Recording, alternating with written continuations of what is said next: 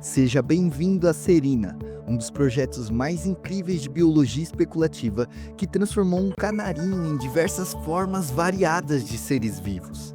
De carnívoros territorialistas a majestosas criaturas aladas, no segundo episódio da nossa série vamos acompanhar desde o auge dos canarídeos até a completa extinção deles. E não para por aí.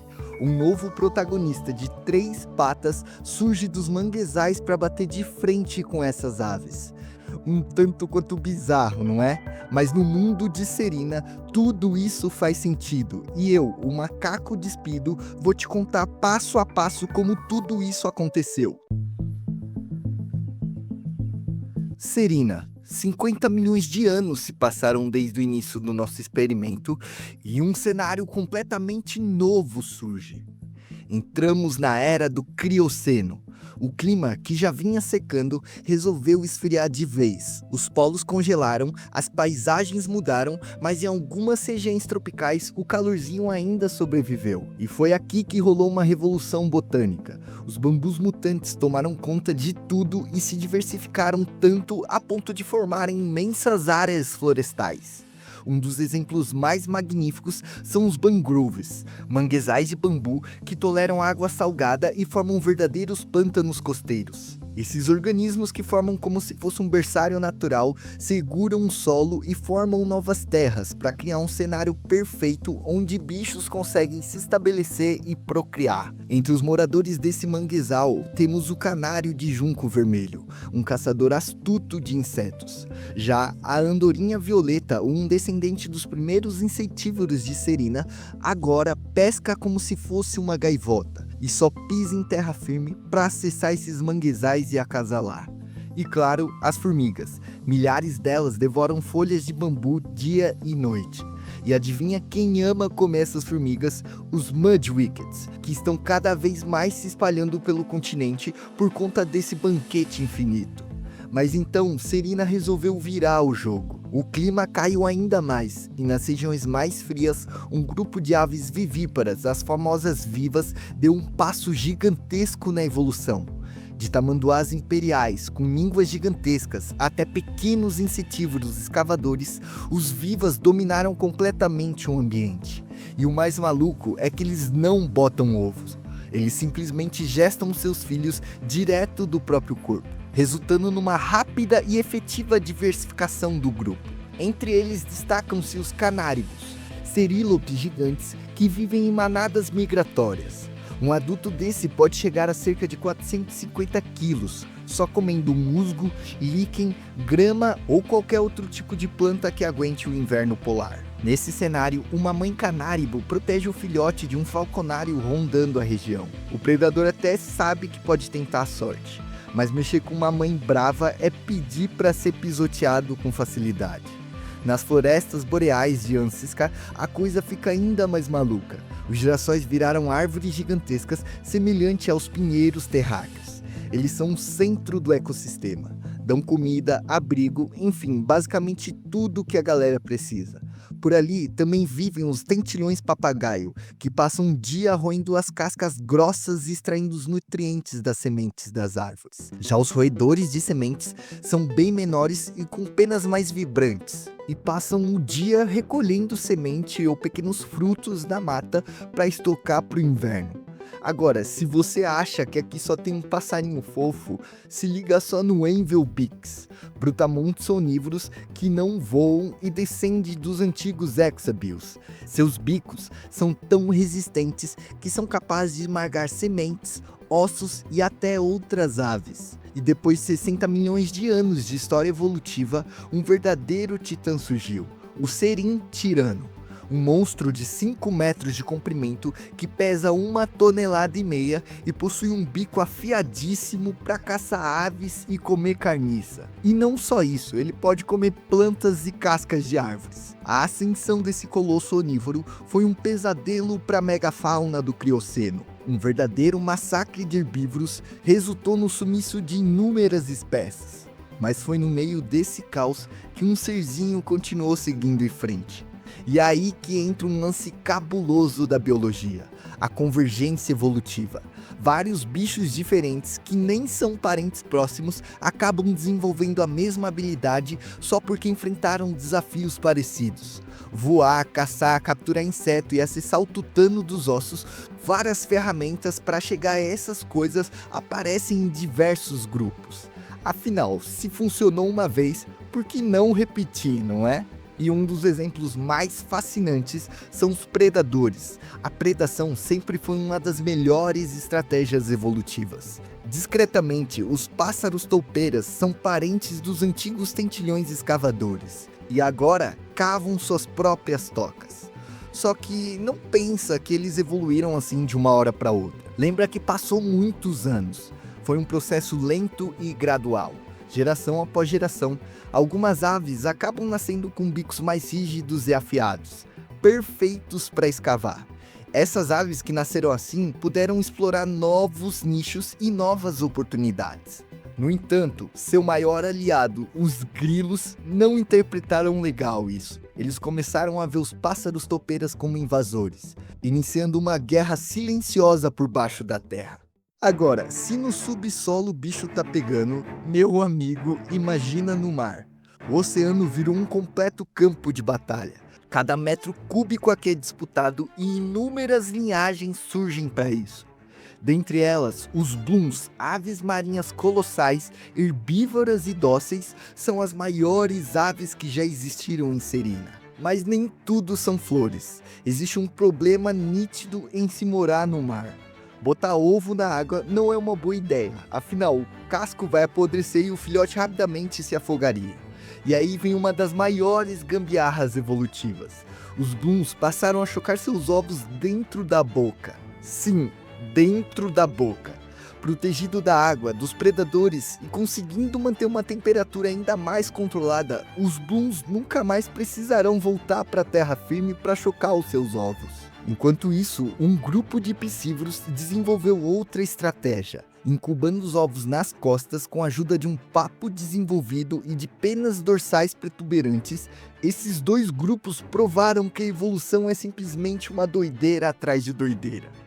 No topo dessa cadeia maluca, o Blue Imperador, um colosso de 18 metros e 6.800 quilos, possui o pescoço longo e ágil que o faz dominar completamente os peixes e moluscos da região.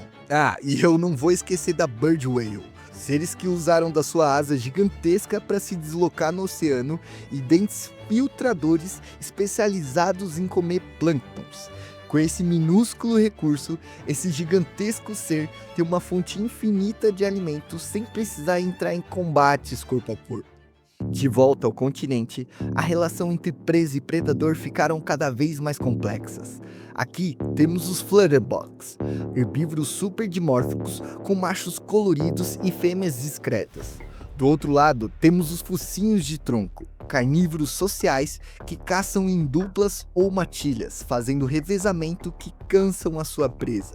E apesar de acharmos que criaturas feias ou predadores gigantescos tendem a ser completamente burros e guiados por instinto, o focinho de tronco é extremamente inteligente e social, o que reflete diretamente na sua forma de caça.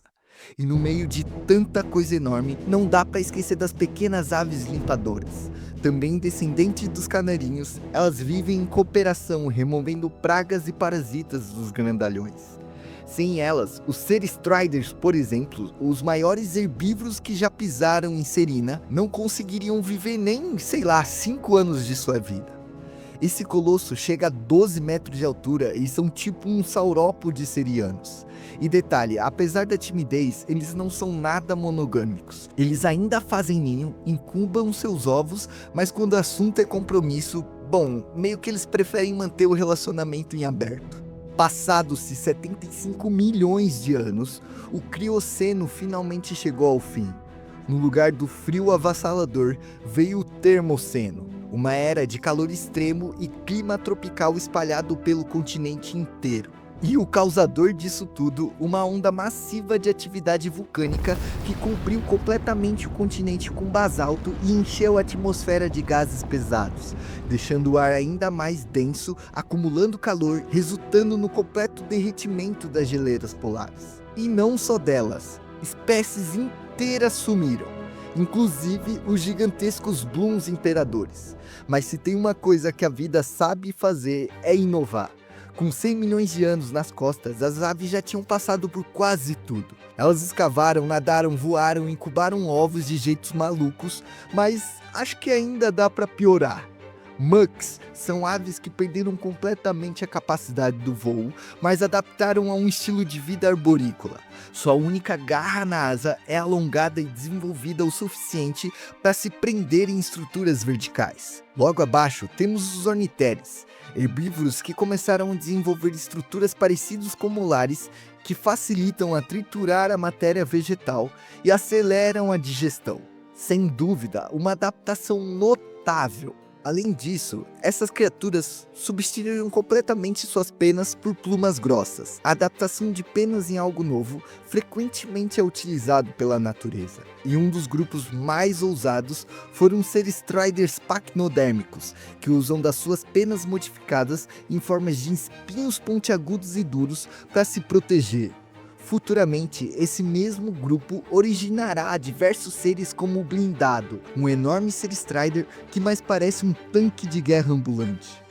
Dando um pulinho nas ilhas de Kiran, que ficaram mais próximas dos continentes devido à movimentação tectônica, surgiu uma das maiores aberrações de Serina: os pássaros-elefantes. Esses bichos desenvolveram 2 tentáculos nasais para agarrar frutas e manipular objetos.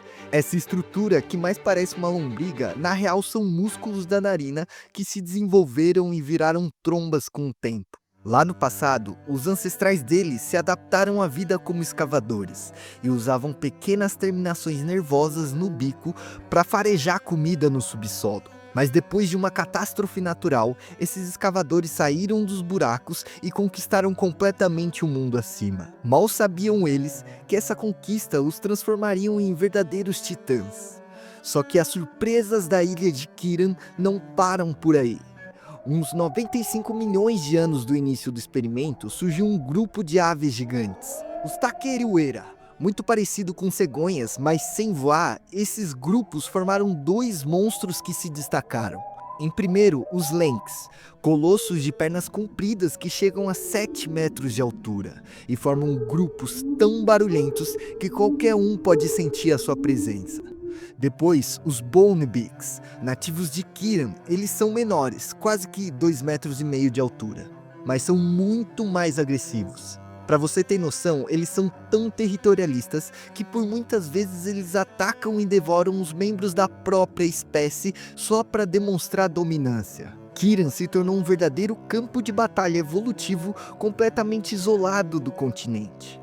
Mas foi no mar que a coisa realmente saiu do controle, começando pelos gigapatos, enormes aves que vivem nas costas dos continentes, se alimentando de algas marinhas. Eles vivem tranquilos, mas uma coisa se destaca: lembra daquela galera que criava seus filhotes nas costas? Então, o cuidado parental desses caras aqui foi tão longe que os filhotes vivem grudados nas costas das mães até ficarem adultos. Mais a fundo, observamos os Porpents, um grupo diversificado de aves marinhas que reinventaram um voo subaquático. Com movimentos semelhantes aos dos pinguins terráqueos, esses carinhas conseguem facilmente se deslocar entre as colunas de água marinha. Descendo ainda mais, encontramos as baleias-espadas. Esses monstros são descendentes dos antigos tubarões-espadas, só que agora eles iluminam as profundezas do mar com um domínio absoluto da bioluminescência. Basicamente, a sua luz própria atrai qualquer tipo de comida para sua boca gigantesca, fazendo com que ele economize uma energia absurda. Mas nem todos seguiram esse caminho iluminado.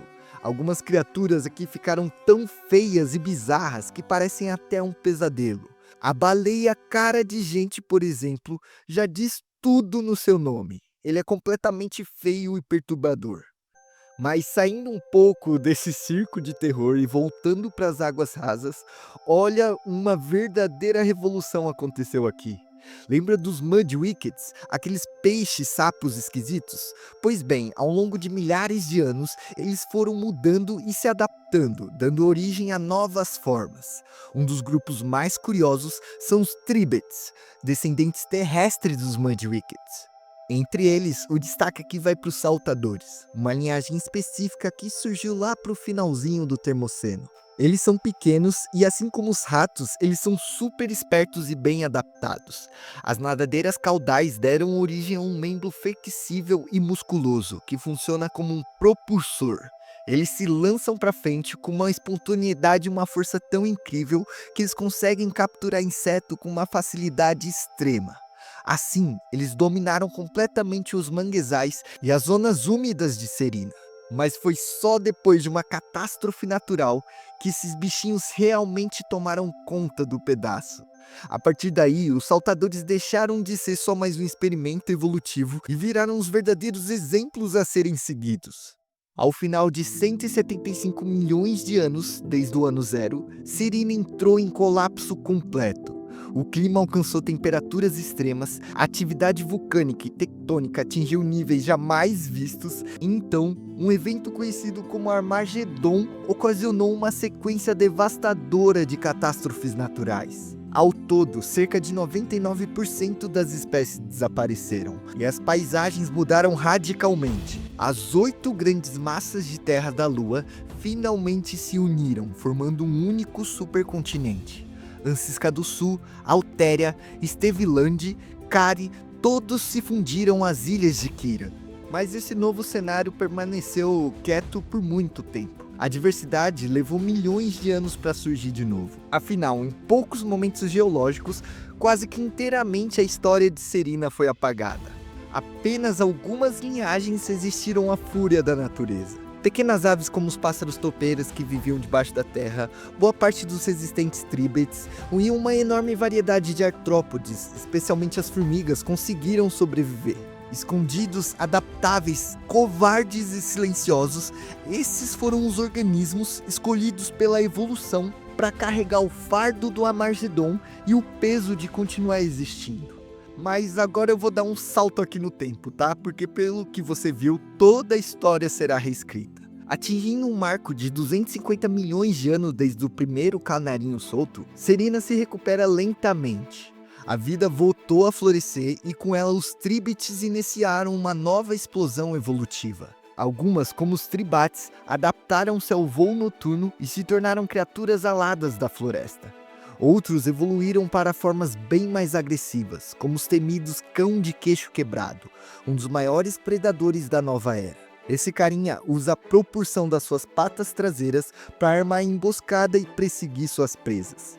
E apesar de você achar que elas são estranhas e pouco funcionais, elas foram extremamente eficientes num mundo se recuperando de uma devastação. Mas os canarídeos e descendentes dos pássaros topeiras não ficaram para trás. Eles também evoluíram. E dessa vez, eles botaram tudo para jogo. Alguns se tornaram verdadeiros arcanjos titânicos, dominando o céu com 2 pares de asa, enquanto outros se espalharam por todo o canto da lua, ocupando todo tipo de nicho possível. E nesse vai e vem de linhagens, algo inédito aconteceu. A relação entre indivíduos e seu ambiente atingiu um novo patamar. Em alguns grupos, especialmente entre certas árvores, surgiu traços de inteligência complexa. Linguagem, ferramentas rudimentares e, eventualmente, formas de tecnologia própria indicaram um possível surgimento da consciência. E cara, isso não é uma simples adaptação, tá? A consciência é braba, um ser saber que ele está existindo e como ele pode existir muda tudo no jogo. Enquanto isso, os descendentes dos Muckwickeds também trilhavam um caminho evolutivo tão surpreendente quanto os das aves. Com o tempo, uma característica inédita iria definir toda a sua jornada. Chifres articulados e musculosos formam estruturas que lembram galhadas móveis. Esses apêndices, eles não são apenas armas, eles tornam-se verdadeiras ferramentas, permitindo uma interação mais refinada com o ambiente. É como se eles fossem basicamente braços humanos. Escavar, construir, comunicar, produzir arte, os Galhadas estavam abrindo possibilidades evolutivas completamente novas. Agora, duas espécies completamente diferentes dominam Serina. Uma vindo do mar e outro do ar. Será que esses dois grandes vão entrar em guerra de novo? Ou será que eles vão achar um jeito de cooperar e existirem? O que vai acontecer daqui pra frente é totalmente imprevisível, e só o tempo e o poder da evolução pode nos dizer. Bom, e se você ficou até o final dessa jornada, muito obrigado mesmo por dividir o seu tempo comigo. E é claro que esse vídeo nunca existiria sem as incríveis criações de Dylan Bagda. Eu acho que é assim que se fala. Inclusive, para quem quiser ler na íntegra e saber a fundo a evolução desse universo, eu vou deixar o link aqui na descrição. É isso, gente. Deixa o seu like, compartilha e se inscreve. Até o próximo vídeo e tchau!